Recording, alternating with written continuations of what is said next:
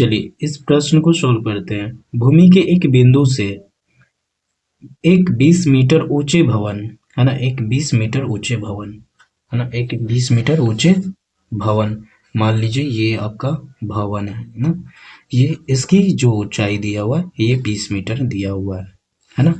शिखर पर लगे एक संचार मीनार के तल है ना, मान लीजिए ये आपका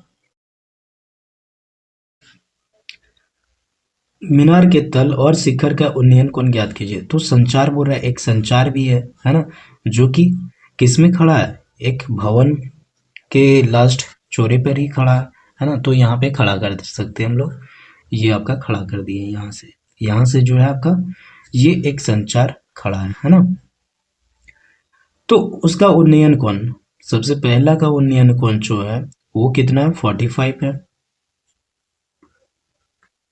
ये घर का 45 और ये यहाँ से संचार तक का डिस्टेंस तो मेजर करना ही होगा। तो इसका 60 दिया हुआ है, 60 डिग्री दिया हुआ है ना। तो मित्रों हम लोग को ज्ञात करना क्या है, तो मीनार की ऊंचाई, मतलब यहाँ से लेके यहाँ तक की ऊंचाई ज्ञात करना है, ठीक है। तो यहाँ तक हम लोग टोटल जो है वो कितना हो गया, ये 20 हो गया, और यहाँ से यहाँ तक मान लिए x, तो x प्लस 20 जो है किसके लिए हो गया, इतना के लिए हो गया है ना, इतना के लिए हो गया। चलिए तो सबसे पहले हम लोग को इसको निकालना होगा, ठीक है। तो ये कैसे निकाल सकते हैं, हम लोग के पास जो है मित्रों ये P है और ये B ज्ञात करना है। तो कौन सा फार्मूला यूज करेंगे, P और B किस में आता है, 10 में आता है।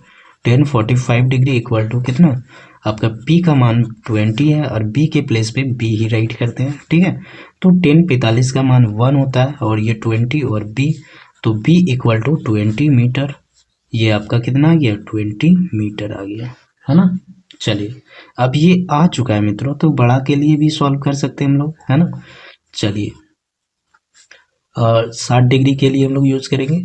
इसका जो है P जो है टोटल कितना हो गया, x प्लस 20 और ये आपका कितना आ गया, 20 आ गया।